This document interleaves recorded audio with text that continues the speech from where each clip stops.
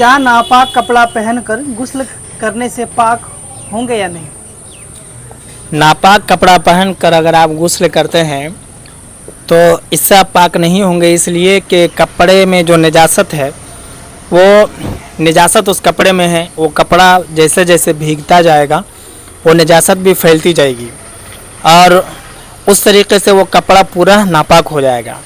तो इसलिए उस कपड़े को पहनकर आप पाकी हासिल करते हैं तो आप पाक नहीं होंगे, क्योंकि आपके बदन में वो निजासत बाकी रहती है, वो नापाकी रहती है बाकी।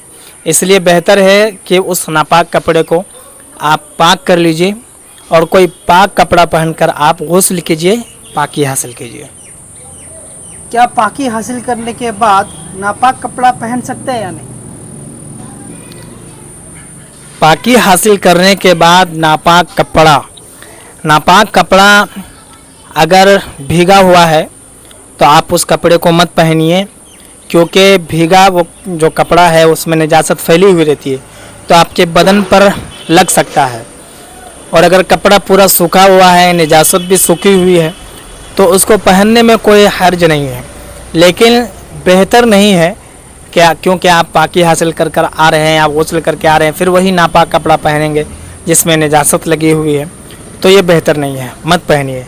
हाँ, यहाँ पर एक बात ये समझ लीजिए, क्या अगर आप नापाक हुए हैं और कपड़ा बिल्कुल पाक है, आप सिर्फ गुस्ल करके आ रहे हैं, पाकी हासिल करके आ रहे हैं और फिर पहना हुआ कपड़ा पहन रहे हैं जिसमें कोई नापाकी नहीं लगी थी, कोई निजासत नहीं लगी थी, तो इसमें कोई हर्ज नहीं, आप उस कपड़े को पहन सकते हैं। ठीक है।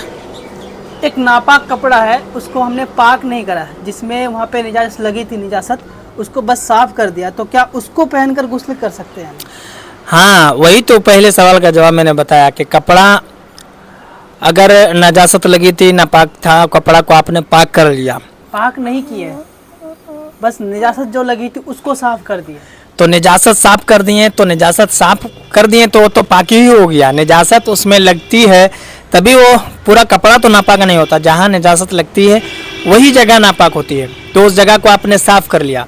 मिसाल के तौर पर कपड़े पर निजासत लगी, आपने धूप में डाल दिया उस कपड़े को और धूप की वजह से वो निजासत ख़त्म हो गई, तो वो कपड़ा पाक हो जाता है। तो आप बिल्कुल उस कपड़े को पहनकर गुस्ल कर सकते हैं। क्या गुस्ल करने में वज़ू करना ज़रूरी है या नहीं? गुस्ल करने में जो वज़ू है, अगर आप वज़ू का गुस्ल का तरीक़ा पढ़ेंगे, जो सुन्नत तरीक़ा बताया गया है, तो उसमें ये वज़ू भी शामिल है। क्या आप जिस तरीके से वज़ू करते हैं उस तरीके से चेहरा धोएं, हाथों को धोएं, कुल्ला करें, नाक में पानी डालें और वज़ू की तरह दोनों पैर को धोएं।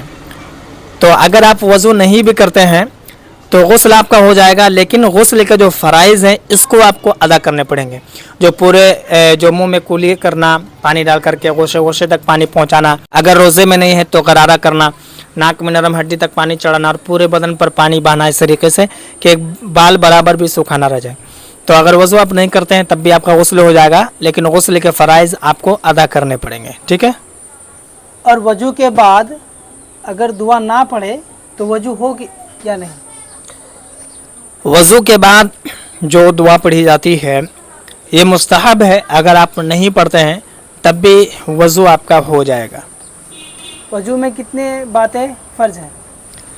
वज़ू में 4 बातें फ़र्ज़ हैं। नंबर 1, पूरे चेहरे को धोना।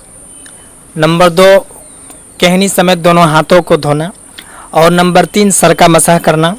और नंबर 4, दोनों पैरों को टखना समेत धोना। वज़ू में कितनी बातें सुन्नत है?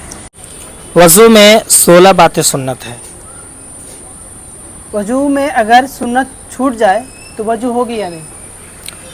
वज़ू में अगर कोई सुन्नत छूट जाए, जो किताबों में 16 सुन्नतें बताई गई है, तो अगर सुन्नत छूट जाए तो वज़ू तो आपका हो जाएगा, बस वो जो सुन्नत छूट गया है उसके ख़िलाफ़ होगा, वज़ू आपका हो जाएगा।